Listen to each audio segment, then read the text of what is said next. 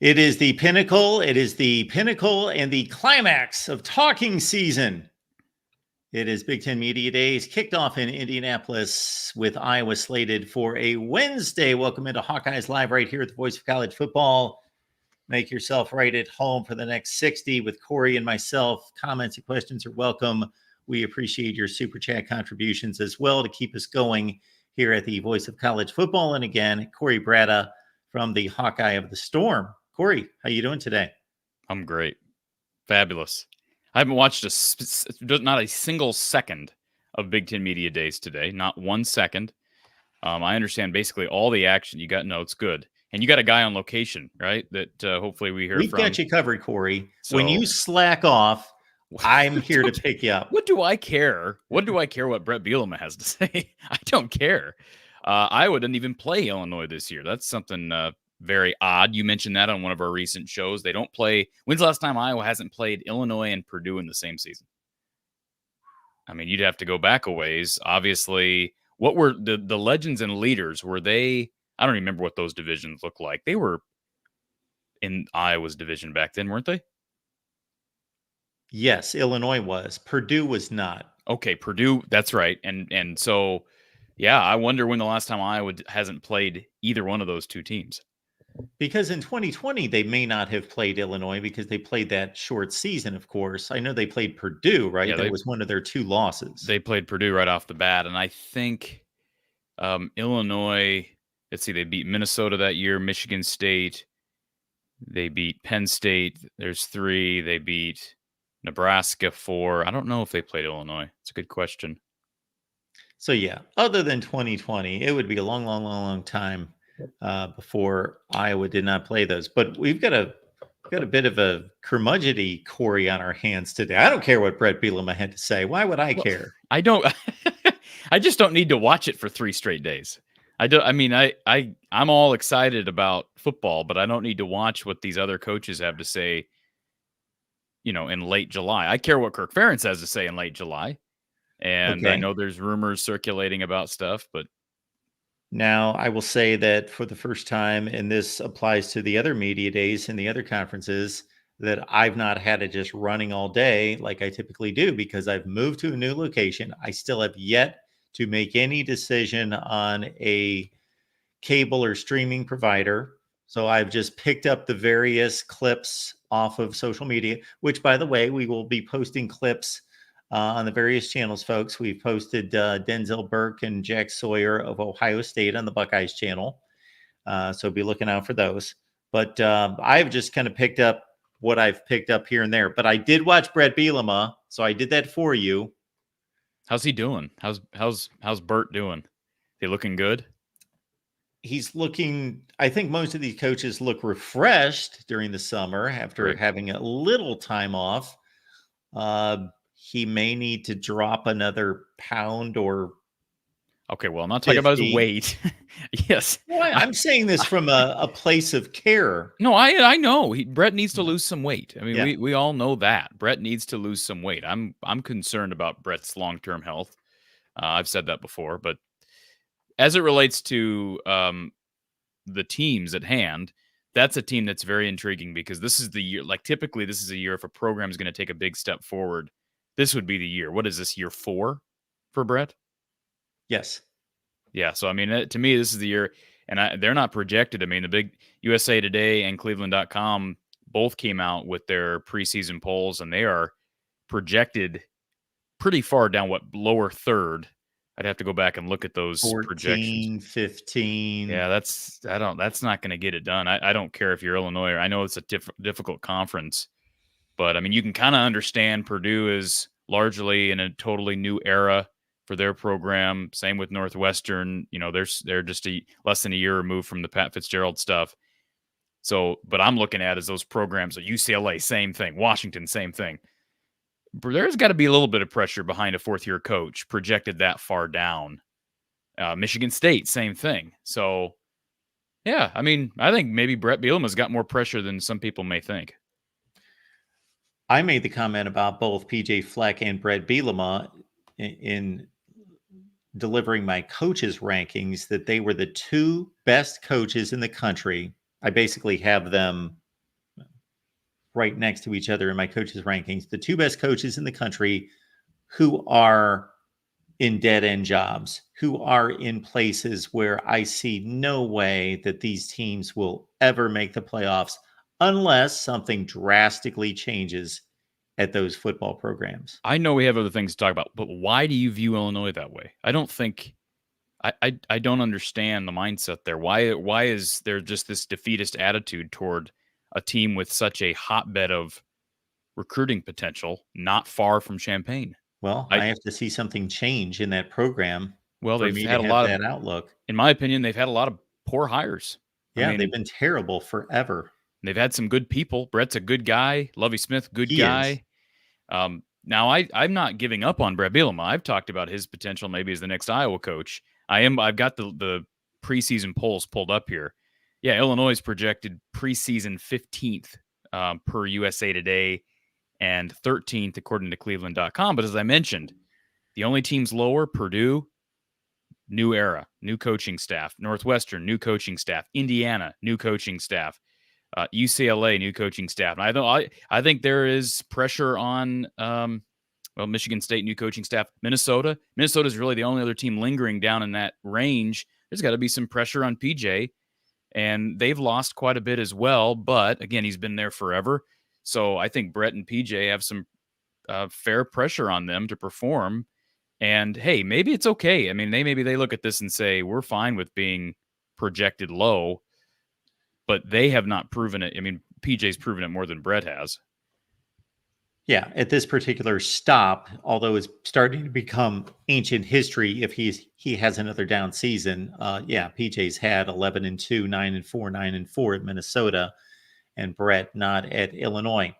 All right, we got two guests here, so why don't we bring in everyone at the same time? Let's just load up. We've got Ryan Cairings joining us from Locked On Badgers, covering Wisconsin football. And we got our guy JR, who's on the ground there in Indianapolis at Big Ten Media Days, covering everyone on the Voice of College Football Network. So to not make either one of you wait, why don't we just do it this way? Ryan, we'll start with you. It's great to see you. Great to have you here at the Voice of College Football. Yeah, appreciate it, man. I was going to make my debut last week. We talked about it. I missed my time slot, much like Iowa's offense last year, a little inconsistent, but I'm here, ready to go.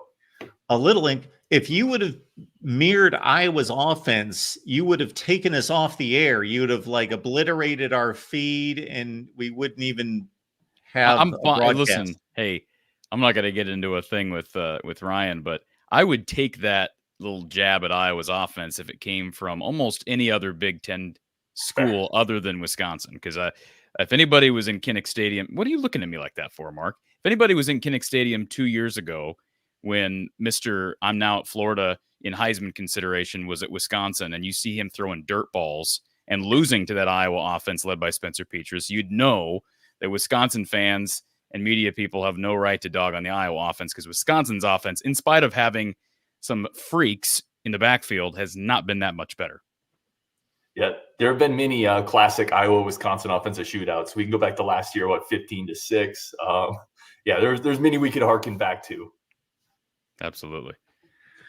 I would use the term substantial to rank Wisconsin's offense over Iowa's myself, but just about any other Big Ten offense is substantially better than Iowa's offense. But I'm just saying Wisconsin has been bottom quarter of the conference in offensive statistics in recent years. So hey, Ryan, we heard from Luke Fickell today. Was there anything meaningful there? Is that for JR? I missed it. JR or me? Ryan. I didn't see a whole lot of ground-shattering stuff there. He did talk about Tyler Van Dyke, the Badgers transfer quarterback coming over from Miami. Early, when he got to campus, there was a couple interesting news bites about, he needs to come out of his shell. He needs to embrace the leadership, which is not exactly what you want to hear from a veteran transfer quarterback coming in who's supposed to take the reins. Sounds like he has done a lot of that. Luke Fickell talked pretty glowingly about Tyler Van Dyke embracing what this team needs from him as that leader, as that quarterback position. I thought that was encouraging. And then like many people have talked about, just excited for the coast-to-coast Big Ten, ready to get some of those matchups underway. Wisconsin's got notably Oregon and USC on the schedule this year, so he talked a little bit about that as well. But I think the big part was Tyler Van Dyke stepping up over the summer, embracing that leadership role, which was a question kind of early on when he got to campus. You throwing it to me, Mark? Sure. Take it away from here. Whenever Mark pauses, I know he's signaling. I like to go the tennis match route. Yes. So Ryan, tell us about. I'm guessing maybe a question was raised about the offensive backfield, given the success stories there throughout multiple coaching tenures, and obviously there was some speculation heading into last season that things would look somewhat different with Luke Fickell. I'm curious to get your take on how things did look different when you look back, and then what did he say about what they have returning there? Yeah, so Luke Fickell, obviously, we brought in Phil Longo, air raid. It was going to be a big change into what Wisconsin has traditionally done, and it didn't look great, quite frankly. The offensive line had some issues. Tanner Mordecai wasn't as good as he needed to be. Braylon Allen, really good running back, not a fit for that scheme. They're coming back with Ches Malusi. They got an Oklahoma transfer, Tyree Walker, who they've raved about. They think he is potentially one of the steals that they got in the portal. 7 touchdowns for Oklahoma last year. So I think that's going to be their 1-2. It's not going to be as good as the great Wisconsin backfields, but I think it's good enough to compete. In terms of what's coming back, one of the other areas that Luke Fickell really talked about, and I think this was a struggle for Wisconsin last year, was leadership. There was still a lot of players in the locker room. Listen, they were all recruited by Paul Chryst. Everybody's human. Loyalties, I think, were a little divided at times. And it took a minute for that to shift over. I think this offseason, they've really established more of what they want to build, more of what they want their culture to be. And that's another thing he talked about during media days, was that leadership throughout the course of the offseason, throughout the summer, really building more of the program they want to build. And without taking any type of shot at the previous staff, the previous regime, I think they probably have moved another year away from that, which I believe will benefit this team this year. Wisconsin's a program that would have factored in pretty heavily into the 12-team playoff situation in previous years. They would have been on the cusp of that many times and in the field a few times. Has Luke Fickell just come out and said that this is a program that should compete year in, year out for the field of 12? He hasn't really said it in those terms, but he made it very clear his first year that they've actually talked a little bit less this year about expectations about what they're here to do. But year one, they made it very clear from Luke Fickell down to the strength and conditioning director, it's championships. Like, they're here to compete for championships.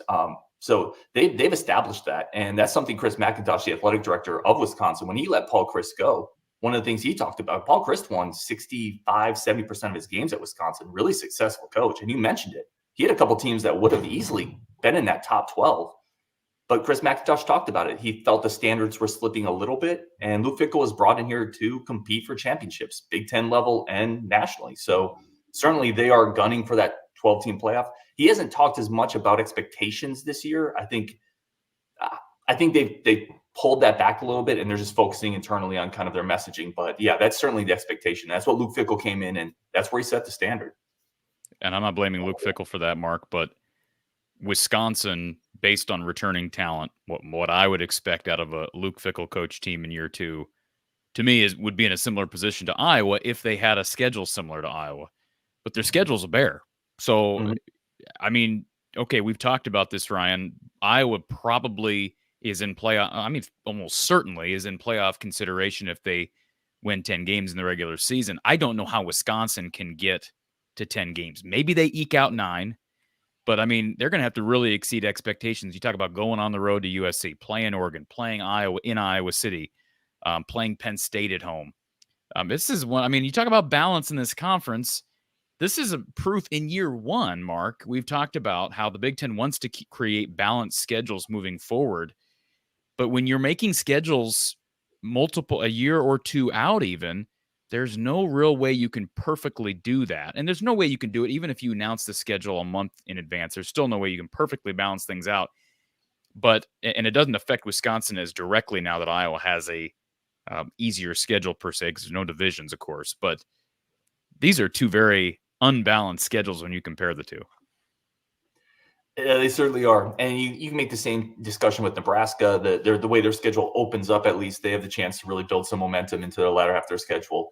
Yeah, it's tough. I don't think Wisconsin, I've said it on my show, I'm right there with you. I don't think Wisconsin can get to 10 wins with this schedule. I think if they get to 9, that's an incredibly successful year. Won 7 last year. If you pick up 2 more wins against that schedule, and you mentioned it, you got the 4 tough ones. You got USC, Oregon, Penn State, Alabama, non-conference, but that's on that schedule as well.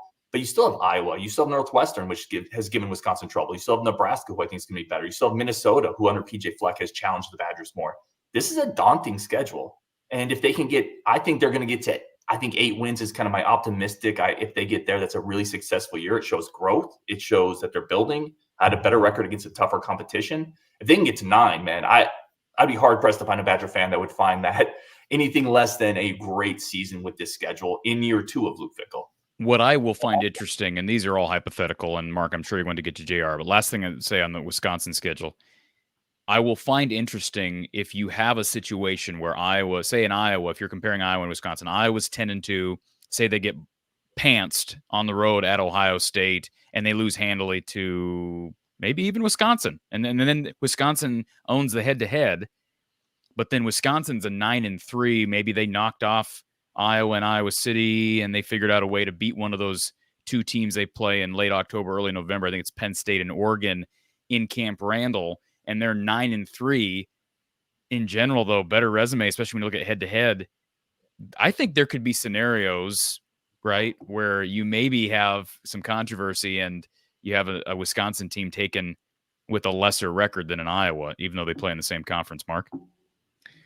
Well, the Wisconsin schedule is significantly more difficult because of the Alabama game. If you just take the Big Ten schedule in and of itself, it's still more difficult because they've got the 2 toughies from the West Coast, but they don't have Ohio State or Michigan. While they have Penn State. They've got Penn State, and Iowa's got Ohio State, but not Penn State or Michigan. And so yeah, it is a more difficult schedule. And they go to Iowa.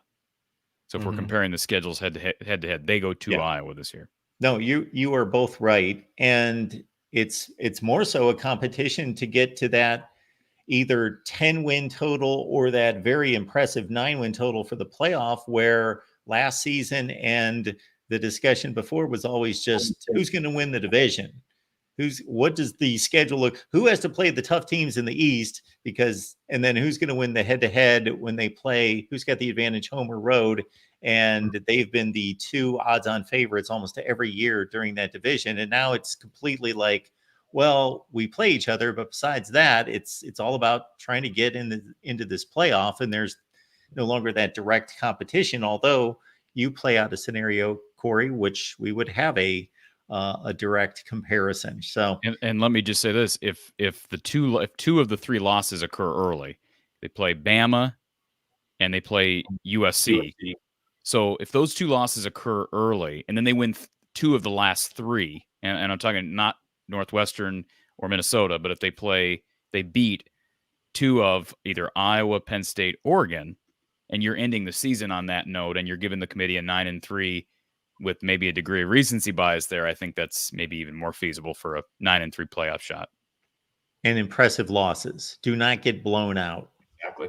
And that's one of the things we talked about on the show is you can't get blown out in all your tough games in year 2 of Fickell, right? Do you compete against Oregon? Do you compete against USC? Do you compete against Penn State? Because the Badgers have for too long now on the national games, they haven't shown up. And just competing in those games is going to be a big step.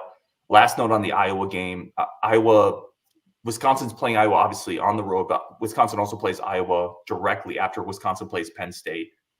It's a tough scheduling stretch where they're going to be coming to Iowa after playing Penn State and before playing Oregon. There is a bye mixed in there, but there's a little bit of a potential beat up, just some body blows there for Wisconsin that could start to add up. And I could argue Iowa's got one big boy, I shouldn't say that, one beast of a game, one bear of a game, and that's against Ohio State on the road. I would call the Wisconsin game a bear, but it's at home, so I'd probably not. So when you look at Wisconsin, it's like 4 bears versus 1 for Iowa. Mm-hmm. Wait a minute, 5 bears? 5 Bears because they're going to Iowa. 100%. Like that's always a physical, tough game. And when you're talking about a stretch of tough games with Penn State and Oregon involved, playing Iowa in the middle, that's the last thing you want to do. You want to play Indiana, or I mean, no disrespect to Indiana. I'm sorry, but you don't want to play a super physical team that's going to beat you up in the trenches. It just is what it is. That's the truth. You want to play Indiana. Sorry, we got it. Why Indiana's catching strays. I don't know, but you don't want to play. They just fired a coach. There was a reason for that. It's true. Ryan Herring, Locked On Badgers. Ryan, what is the best way that people can find you? Just there, Locked On Badgers, YouTube. I'm Ryan and Bucky on Twitter. Always up to talk Big Ten, Badgers, whatever it is. Yeah, always appreciate the opportunity. Ryan, we appreciate you stopping by. Thank you so much. All right, talking Wisconsin football, and now we open it up to the rest of the Big Ten. We got our guy JR on the scene there at Lucas Oil Stadium. JR, what's going on? Not much, guys. Slowing down around here right about now. So people starting to head out, but the lights are still bright and they still got all the decor up. So, I'm yours as long as you need me, Mark. Okay. Or as long as they let me stay here. We'll not keep you around so much that you have to, get a broom out and help the maintenance crew. Yeah. I don't think I want to do that. I'll get us started and then I'll cut Corey loose. But let's see, because we just talked about an hour ago, folks. We had JR on the main channel talking all these teams. But we'll get back to Ohio State. Corey, if you could have heard these Ohio State athletes, I don't know if this kind of rhetoric would take in Iowa, or if this would just blow people's minds. I was even taken a little bit back. They were just outright, we're going to go dominate everyone and win the national championship. So it was pretty blatant. So I didn't hear that. I'm really trying to, and Tim, we're going to get to your question here. That's a good question for JR. But so my question is, what well, I know the answer to this because Paul Feinbaum has kind of turned into the Skip Bayless of ESPN. I don't understand. Like, I heard that whole quote that Ryan Day gave, and I'm like, what was wrong with what he said? It was interesting. Somebody actually, as he was coming up on the podium, said something to him about, we're not going to treat you like Paul Feinbaum did today, or something like that. I don't. That. And, like I said, has he not? He didn't even know. He was like, what did Paul say today? I mean, he didn't even know that he said anything bad about him because, of course, he's got everything going on here. But yeah, just completely crazy. Like Mark said on the other show, like, what do you want him to do? You want him to beat him in the middle of summer when they're not even playing? Like, I don't know what expects. What else are you supposed to do? You've lost 3 times in that series. I don't know what else you're supposed to. All he said was, "You got to win that game." When you come to Ohio State, you got to win that game, and that's what you want to hear. Like, he hasn't done it, but he can't change that. Now, I will say this: we talked about Wisconsin. JR, you're there, so you got to hear from another team on Iowa's schedule, and that is Ryan Day's team. So I'm curious. Tim asked a similar question to what I wanted to know. There's been a lot of. Do you mind if I put this comment up here, Mark? There have been a lot of changes at the quarterback position over the years at Ohio State. Usually because guys are so good, they either have to transfer out to play, or they have situations where they are so good they're winning Rookie of the Year in the NFL. CJ Stroud did win Rookie of the Year, didn't he, Mark? Yes. So I'm curious, Will Howard, I'm assuming he's healthy, but Tim wants to know, is there any chance that Ohio State struggles because of subpar quarterback play? Are they overhyped? I am curious about the same thing because there's this perception that Will Howard is going to come in there and save the day, but there was sort of a perception last year, Mark, you were part of that said that the kid who's now at Syracuse, whose name escapes me, that somehow who is it again? Kyle McCord. McCord, thank you.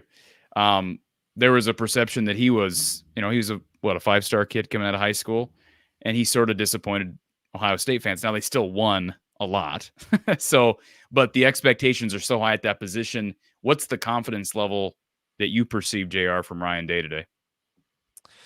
He's very confident in Chip Kelly. I think that is where most of the confidence is. You know, he doesn't really comment much on the quarterbacks right now, and it was kind of well received at this point that if you ask about the quarterbacks, Ryan Day is going to kind of give his standard answer of, "Yep, it's a competition, and we're going to go into the fall." And there was a little bit of questioning about like, what are you looking for, those kind of things, and you know, his standard answer kind of kept back up, which was, we're looking for somebody who can be consistent. We're looking for somebody who can, you know, run the offense. But most of all, you know, we're looking for somebody who can install what Chip wants to install. And I think the misconception some people have is that this is going to be like every other Ohio State offense there has been under Ryan Day, where the quarterback has to be fantastic in order for it to work. However, that's just simply not the case. Emeka Ibuka was talking about how excited he is for Chip Kelly to run his scheme because things do look different in the running game.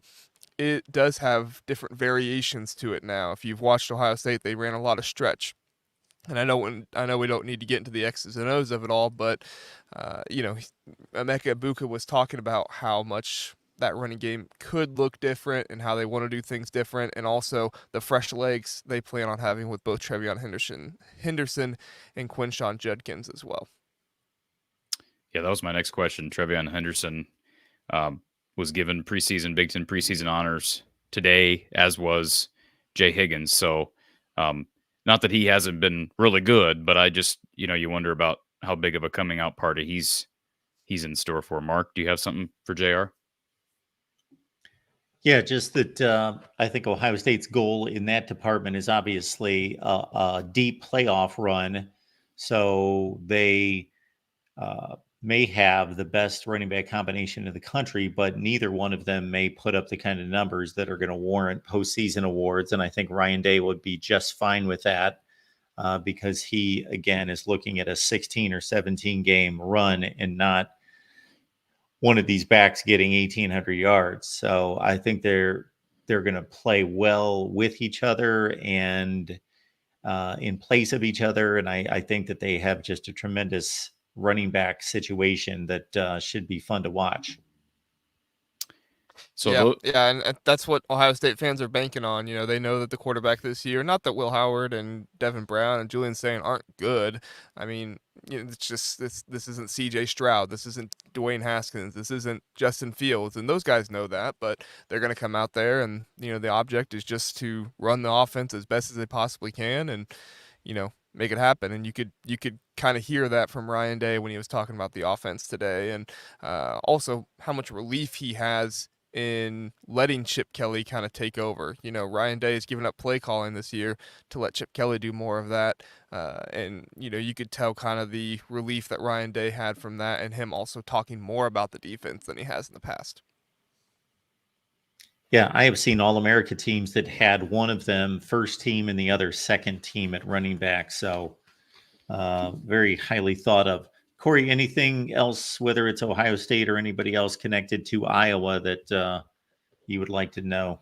No, I mainly, my only curiosity in today was to hear from Wisconsin and Ohio State head coaches. So Ohio State's going to be, I would expect them to be as assuming they stay healthy. And even then, we know the depth they have at all the skill positions.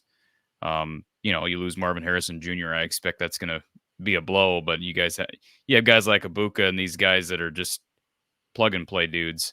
So I expect them to be really good. And, you know, my curiosity was kind of answered with Ryan, how this error rate is going to look a little different than it did in year one, because they have better pieces, I think, to run the system. Corey, Ryan Day did note that there are some concerns about the 5, 6, and 7 wide receiver spots. The number 5, 6, and 7 guys. They need to find those 3. Good for him. Yeah. I would have had I don't think JR would have had the time to ask this question. I'm sure other things were more important, but I would have loved to. Chip Kelly wasn't there, of course, but at some point I'd love to ask, probably just Chip Kelly. Probably wouldn't waste my time with Ryan Day, but I'd love to ask Coach Kelly, did you reach out to Iowa during the offseason about the offensive coordinator job? Because based on what I've been told, yes, he absolutely did. But I'd love for him to be able to look a reporter in the eyes and say no. Because I don't think he could. he reached out to a lot of people for the offense coordinator job. Ryan Day didn't talk about that today, but it seemed pretty evident from what we've heard that he wanted to get out of UCLA. I'll end you guys with this because there was actually a joke made at one point during Ryan Day's press conference where somebody said, oh, Ryan, do you think that you're going to have any trouble transitioning from the Iowa game to the Oregon game with the speed of the offense playing against Iowa versus the speed of everything versus Oregon? And everybody kind of had a collective laugh. And Ryan Day, he didn't laugh. He had a very serious look on his face and talked about, how much respect he has for Kirk Ferentz and the Iowa program. And, well, they also have a different said offensive about as coordinator. much as he could. Yeah, he said about as much as he could without saying, guys, don't joke about Iowa. It's a serious program, and you guys need to, not say anything bad about Kirk Ferentz and Iowa. Now, some of that is also probably he doesn't want to joke about another coach, but there definitely felt like there was a good amount of respect for Kirk Ferentz and the program that he runs by Ryan Day, and you could hear that out of him.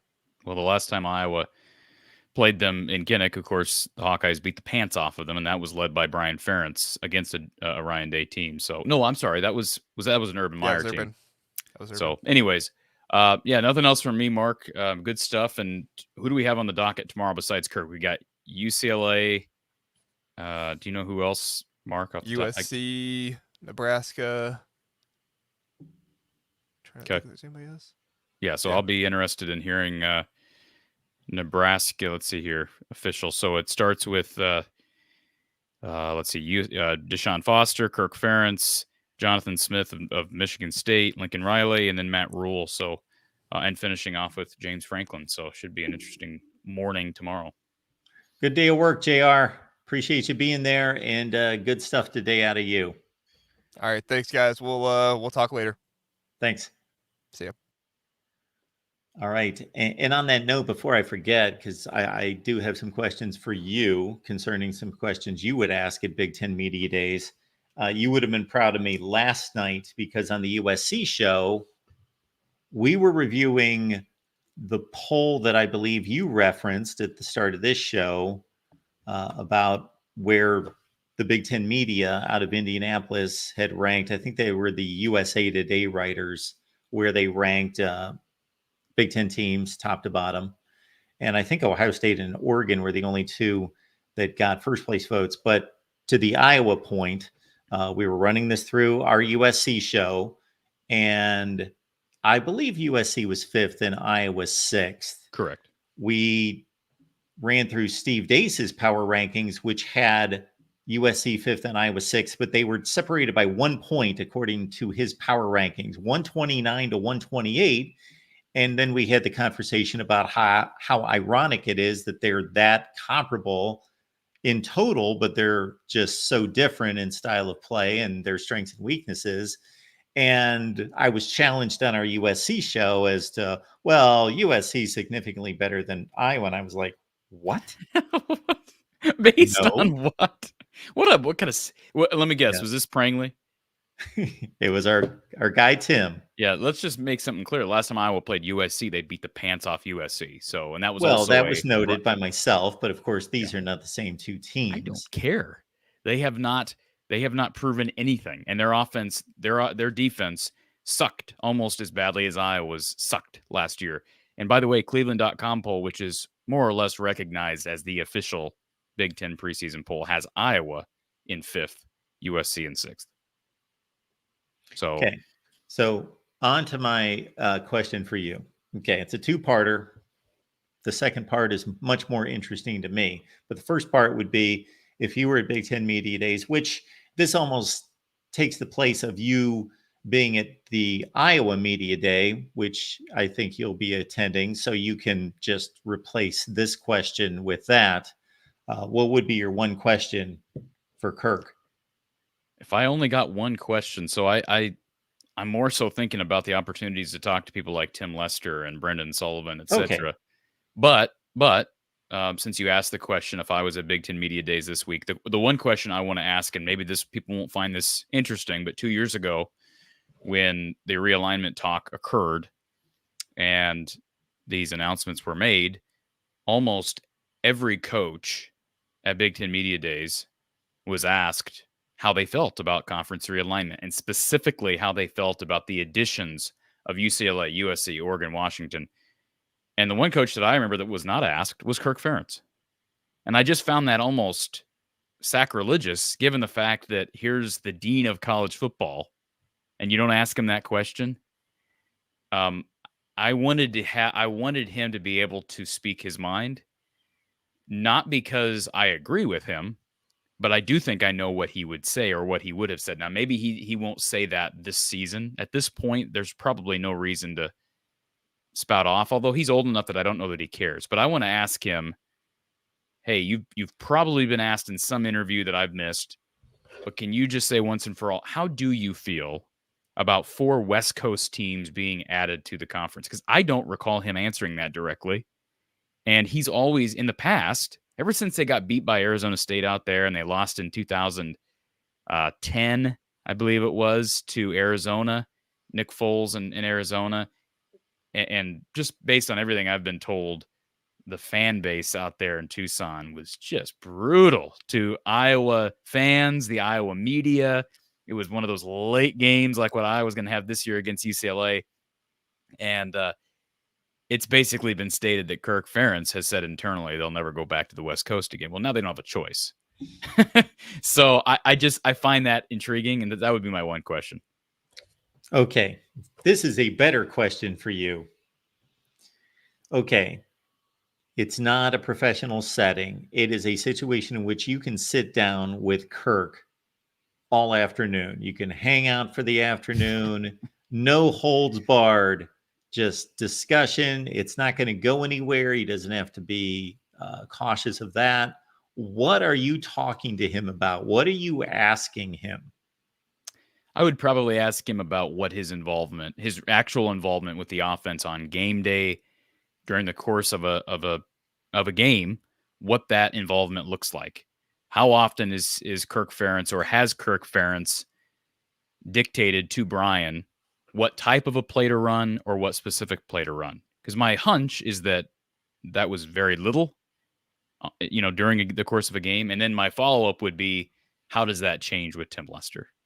I'm not going to ask you, well, now, since you had an incompetent son, I imagine you had to dictate a lot, but now that you have no, I'm not going to ask that. But I would like to know, hey, how does that change? Because Kirk's never worked with Tim Lester before on game day. Like, they've been together for months now, but August 31st is going to be a new experience for a lot of people. And so, I mean, you can simulate all you want with the open practice in the spring and Kids Day in the fall and these private scrimmages, but it's not the same as having 70,000 in Kinnick on August 31st. So that would probably be where I would start. And there's so many. I mean, I'd have to spend time to compile in a notebook the number of questions I have for Kirk, just regarding longevity, his outlook on, goals. That's one thing that I think is an interesting question to ask him. We've talked about how he never really talked about Big Ten championships a lot, or the playoff very much. I think now the playoff has to be goal number one. And any good coach would tell you our goal is to win one game, and that's the next game on the schedule. But I think you still aspire for big season goals. And I don't know that you can reasonably say we're going to go win a Big Ten championship. Now, maybe the offense is just that good.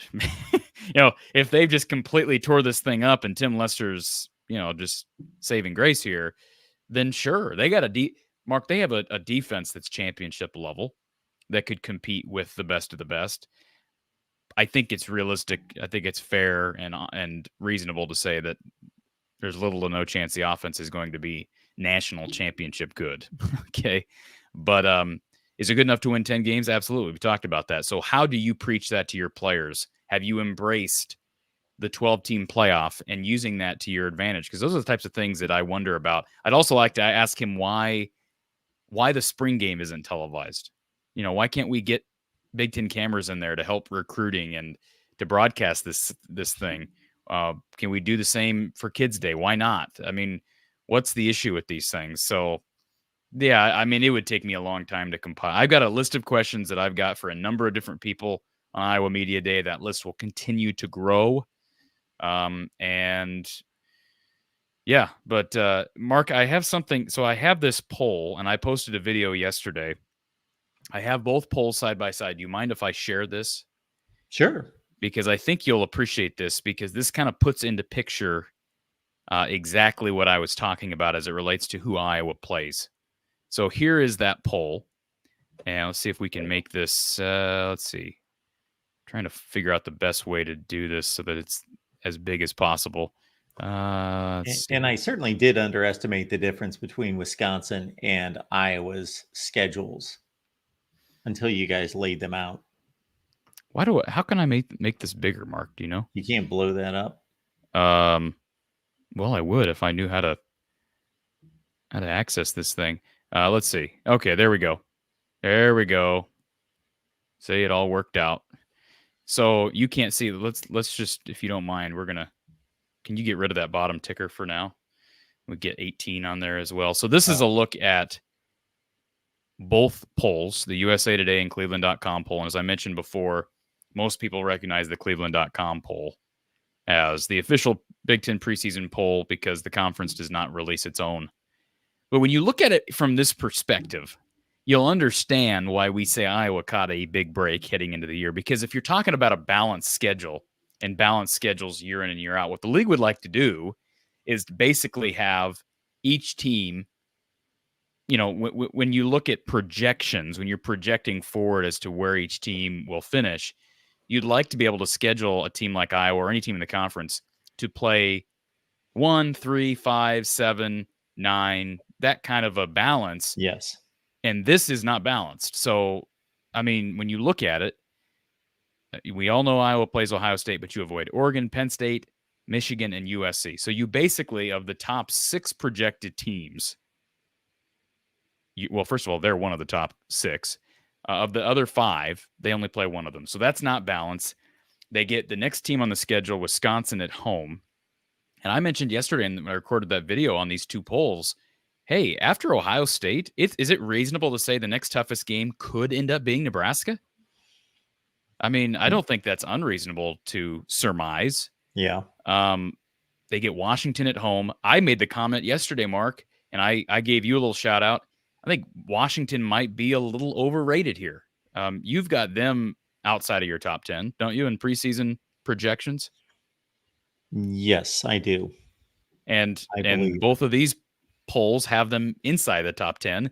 And I wonder if maybe there's some recency bias because I'm not going to call anybody specific lazy, but you know that the AP polls have long been lazy and they're made up of media voters. Both of these polls are made up of media voters. Sometimes people get a little lazy. Now, I'm guessing there's less laziness with the Big Ten voters because these people know their teams better than the other 120 teams in the FBS. But I wonder if there's some recency bias there. So maybe you slide Washington down a little bit. And I guess the only thing that could be worse for the balance of the conference and the balance of Iowa's schedule is if they played, instead of Ohio State, you played a Purdue or an Indiana. That's about the only other way this could get easier for Iowa. And that would almost be completely unfair if that happened. But this, with this graphic here, you can kind of get an idea of what we're talking about. A lot of teams there in the middle and just below the midway point, or I should say the upper echelon, really the lower echelon of the conference that's on the schedule. Yeah, I like what you did there. And you said it a certain way. I'll say it this way. If you split the conference into 3 divisions, if these projections are accurate, and I think most of us would agree that at least at the outset of the season, it almost goes in line. I don't know if that's groupthink or we just have so much information that we generally all fall in line with where we think these teams stand. But this is pretty much what you're going to get out of anyone in ranking these teams at this point, that you would expect you would play 3 teams out of the top roughly 6, and then 3 out of the middle 6 and 3 out of the bottom of 6, and they only play 1 out of the top 6. And they're bunched in the, and really the only portion of this that makes it a little more difficult and brings it back the other way is that Indiana and Purdue may be clearly the worst teams in the conference, and they don't get a layup with either one of them. Yes, however, let me bring this up. So when you look at it just from this perspective, we're not taking in home and away. Yes, they play Ohio State on the road, so most people are going to consider that to be an automatic loss. But the next 3 teams down, Iowa gets all of them at home. Yeah. They get Wisconsin, Nebraska, and Washington all at home, and their road games are at Maryland, at Michigan State, at UCLA, and then they get Northwestern at home. No, that's another great point, because if we went through every Big Ten team and said, who are your toughest road games? Let's list out your road games. Everybody else's second toughest, I can guarantee, is better than Maryland. And look, I mean, Maryland at 11. I have no idea what to expect of them. I don't follow the Terps, but losing a 4-year guy, and is it 3 or 4 year guy in Talia? Sure. 4. That's huge. I mean, I think maybe I don't know what they really bring back, but and then, like we've talked about, a lot of inexperience with these head coaches, whether you're talking about Northwestern or Michigan State or UCLA, Washington. I mean, Matt Rule's only 1 year in. Luke Fickell's 1 year in. Now, those guys are more seasoned, but holy cannoli. This is just, opportunity is knocking. And when you look at it from this perspective, Mark, you're like, there's no reason why Iowa couldn't go 11-1. When you look at it from this perspective, doesn't mean they will. But like normally we'd be like, well, they'll probably lose to at least one of those teams in the middle. Yeah, but all those teams in the middle are at home. And they're all with either first or second year coaches. Every single one of them. Yeah. 2 out of the last 3 seasons, they have basically navigated a similar schedule, but they had to play another difficult game out of the East. Those were the 2 that they generally lost, and they beat everyone else, even though there were a lot of close calls and games like we see right here, where you would think, oh, well, out of those collection of 4 or 5 games, they'll probably trip up once. Well, 2 out of the last 3 years, they didn't. And they went 10-2. Yeah. So, and I'm not discounting Wisconsin's ability to come into Iowa City and win, or Nebraska's ability to come into Iowa City and win. But I will say this. I think there's a better chance that there's more on the line for Iowa in the final game of the season than Nebraska, given Nebraska's schedule compared to Iowa. Very similar to what we've talked about with Wisconsin. I don't know if I know you haven't come out with official preseason predictions yet, but Nebraska goes to Ohio State. They go to USC. And isn't there one third? Is there a third Bear on that schedule? I would think so. Maybe not. They get Wisconsin. Let me pull it up here. Okay, they get Wisconsin at home. So, maybe I don't know what to think in Nebraska. I've given up trying to figure them out preseason. Are you kind of in the same boat? I had recorded with Phil Steele today, and also with Steve Dace this week, and they both agreed with me that Nebraska is the biggest wild card in the conference. Yeah, I would agree. I mean, tons of talent, I think, in large part, and they had a really good defense last year. And very similar position to how I view the coaching staff at Wisconsin. You get a year to integrate things, and I would expect Matt Rule to take a big step forward. Their schedule is not as difficult as Wisconsin, now that I'm looking at it. They've got a trap game. How about this? A trap game week 3 against Northern Iowa. That's an intriguing one. I don't know the last time they played the Panthers, and Mark, you probably don't know much about the Panthers, but that's a tough FCS program to play. Sure. Maybe not quite to the level of the Dakota schools, but very close. And, obviously the Dion game in week 2, which will be a primetime game on NBC. So, but I will say this, they get some of the bottom feeders too. They get Illinois back to back to back to back. Listen to this: Illinois at home, Purdue on the road, Rutgers at home, Indiana on the road. And they also get UCLA at home. So their schedule is not as easy as Iowa's, but I would guess there might be more on the line come Black Friday than for Iowa than there is for Nebraska. The way that those three programs, meaning Iowa, Wisconsin, and Nebraska, have been coached in recent years, who do you trust? Well, of course, you trust Iowa way beyond Nebraska. They are the antithesis of each other in the final 3 minutes of football games. Nebraska blows the game. Iowa figures out a way to conserve the game, salt it away, get the win, do whatever needs to be done, as long as there's a like talent situation. Otherwise, they're getting their doors blown off. But in the games that we're talking about, Nebraska blows those games. Iowa wins those games. Wisconsin, I normally have trusted in the past, but they have not been the Wisconsin that they had been the last couple seasons. They have blown games as well. I mean, your boy Ryan came in here, throwing,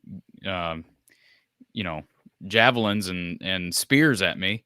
And hey, they scored 6 points against Iowa at home last year. So I air raid or not, I have to see it before I believe it. I think they'll take a big step forward in year 2 under Fickle. But yeah, absolutely. There was something else I wanted to add, and now I'm drawing a blank on what it is. Now, if Iowa goes to Columbus and wins, then they really have a lot of play in the rest of the schedule.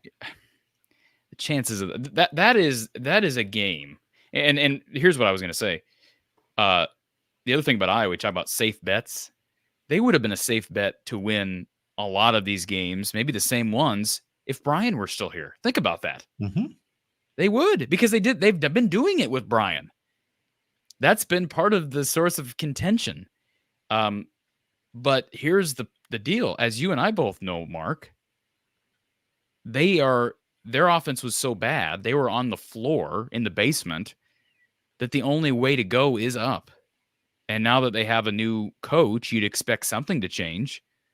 So I'll be surprised if they're still bottom floor of the basement. But even if they are, they've been doing it. So they retained their all-star Broyles Award-winning defensive coordinator. They retained their 25-year head coach, and they retained their best players on the defensive side, minus Cooper DeJean. So, I mean, from that perspective, I don't know how you could, again, the 7-5 or the 7.5 win total from Vegas for the second straight year is just confounding. Even more confounding now that we see how the rest of Big Ten Nation views the Hawks and views the conference. I must have thrown 12 to 14 teams at Phil Steele today, and Iowa was the only team he brought up the over-under and said, how in the world is that over-under 7.5? And I said, absolutely. I don't understand. I don't get it at all. Yeah. We're going to spend the better part of the next month talking about this team and camp and what Kirk has to say at Big Ten Media Days and what we see at Kids Day and what Kirk says on Iowa Media Day. But unless they suffer a big injury, and I saw earlier, I don't want to ignore it. Somebody earlier in the chat brought up a rumor about Caleb Johnson potentially being suspended game 1. I have not heard anything. I've also not reached out about it. I saw somebody made a comment about it earlier, and we're going to hear from Kirk tomorrow.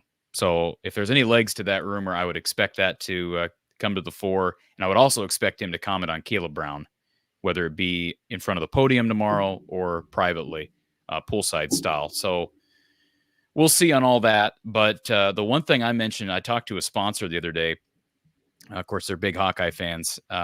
And I asked him, I said, doesn't it feel like to you, this is, and I don't believe in jinxes or anything like that, but it almost feels like we're waiting for a ball to drop. Like he had the Caleb Brown news. I don't know what's going on with Caleb Johnson, if anything, but they're really deep at running back. If he misses game 1, it shouldn't make a difference, Mark. All right. I'd almost rather it be a suspension than an injury because at least you know you're going to get him back healthy. But it just seems like some of these years where there is a lot of hype, and I'd include that with this. I think a lot of people are talking about them potentially pulling off 10-2 and being a playoff contender. It just seems like something usually happens. Last year, there was similar hype because of the schedule and the new quarterback and what happened. Cade goes down at Kids Day. So something like that. You hope that doesn't happen, but injuries are a part of football. I'm trying to think of the worst case scenario, and people probably don't want to hear it, but probably the worst case scenario would be Luke Lachey goes down again, because I still think he's going to be the focal point of the passing game, and fair enough, given what he has become, and assuming he's healthy. You feel more secure about quarterback because if Cade goes down again, which we all believe is a possibility given his history, they've got a guy in Brendan Sullivan who I think could be good enough to play right away and start. But you just wonder, or if a guy like Sebastian Castro goes down. I think that's a great conversation we could have, and maybe I should just publish a video on it. But who's the most indispensable player on the defense? Because they're loaded across the board, but who's the most important player? Is it a Xavier Wampa because you expect him to take a big jump? Well, I don't think he's proven to be as indispensable as that label would make him. I think it might be one of the two linebackers, but at the same time, you have confidence in Seth Wallace's ability and the depth that they've developed there. Maybe it's Jamari Harris who's entering a final super senior year at corner after losing Cooper DeJean, but that's an interesting conversation to have as well. Yeah, there was some kind of number out there that lets us know what the average number of significant injuries is for a football team in one season. And so if you have the average season, and I don't know what that is, 2 or 3 or 4, but if you have them at a position group that either is thin to start, which would obviously be on the offensive side, not the defensive side, or you have multiple injuries at one position, that's when you're kind of in that unlucky category of having 3 offensive linemen go down out of your 4 injuries where you could have afforded it elsewhere. Yeah, those are the things you can't account for. I agree. And Tim in the chat says his question is who's going to be that lockdown corner opposite Harris? Yeah, that's a question. I talked about depth up front on the defensive line. I think the other thing would be depth at corner. I think any injuries there really hurt you. So maybe it is Harris. Maybe he is the most important player on the defensive side as far as health is concerned, availability. Maybe Deshaun Lee ends up being that guy. He's still young. John Nestor's really young. After that, there's a lot of question marks. All right. Once again, don't discount that game in Columbus, because what happens is everybody's looking at the games that could be losses, but look at 2017. That Ohio State team took care of Michigan, Penn State, Michigan State. They were the top 3 contenders in the Big Ten. They eventually won the Big Ten championship. What was their loss? Their one loss in the season, Iowa City. Well, and let me say this, Mark. That game is in, let's see. So you beat Iowa State at home, which that's a tough game. I know we talked about Alabama being a tough game for Wisconsin. I'm not trying to compare Alabama and Iowa State, but Alabama does have a new coaching staff. Iowa State has a very stable staff, although they lost Shieldhouse. They're returning a lot, and one of the darlings in the top third of the Big 12 preseason polls. But they get Minnesota, who's expected to be down. If you win that game on the road and then somehow beat Ohio State, isn't that weird that they play 2 road games to start the Big Ten season? I find that strange. But anyways, 2 road games to start the Big Ten. If they somehow they got to 5-0 through that with wins against Ohio State and at home against Iowa State and at Ohio State, the hype train will be off the rails, and this will just be, shut the whole show down, because people will be expecting at that point for them to make the playoff. It will no longer be a pipe dream. It will be, okay, with this schedule remaining, we absolutely should go. Because here's the deal. I think if you beat Ohio State, unless they lose to somebody really bad, if they beat Ohio State and get to 10-2, they're in. I think that's too good of a win to keep them out. So that's how, if I'm a player, I'm approaching it from that perspective. Nobody expects us to win. Hey, we can get in without beating Ohio State. But if we beat Ohio State, that gives us a nice, at least 2-game cushion in there to where we basically know, hey, we can lose 2 and still get in. So let's find a way to shock the world and beat Ohio State and Columbus. That's the way I'd be looking at that. So interesting conversations that we can have in the coming weeks. And if Ohio State's as good as they're supposed to be and Iowa loses that by a 1-score game, if they look good, they lose 24-20, that's going to be actually better than a win for most teams. Yeah, okay. I was gonna say for most teams, yeah. And I think maybe you still look at it the same way, that if you get to 10-2 with a loss to Ohio State and maybe a loss against Wisconsin or Nebraska, you're still in if you compete really well in both of those games. Great stuff. Appreciate y'all being here at the Voice of College Football. Make it on back next Tuesday, 5:30 Eastern, 4:30 where it counts. In the meantime, Corey Bratta from the Hawkeye of the Storm, of course, that is the place to be. Anything in particular that we need to be looking out for? We'll be talking certainly after we hear from Kirk tomorrow. We'll be getting a video on LeVar Woods' kid who recently committed to Iowa. I think that's obviously big, not just from a perspective of he's a great Iowa athlete, but he also helps the cause of retaining LeVar Woods past this year. Remember, LeVar interviewed for that Tampa Bay job at one point here less than a year ago and kind of scared some people. So that helps the cause. We'll be talking about that. And then again, just continued coverage, just about every day. We'll be posting new content and have a couple of interviews still coming out here in the coming weeks. So lots of stuff, and preseason predictions are down the line. Probably won't come out with those until after Kids Day. And then tons of Iowa Media Day coverage, videos, interviews, all that stuff. The latest on the national media scene that I saw today, and I saw the headline, ESPN analyst with shocker Big Ten playoff prediction. And I thought immediately, it's going to be Iowa. Shocker. It was Greg McElroy predicting Iowa to go to the playoff. Okay. McElroy. Yeah. Okay. All right. He made it very specific, though, within that quote that he said, now I'm not picking them to be a national championship contender, but I am picking them to go to the playoff.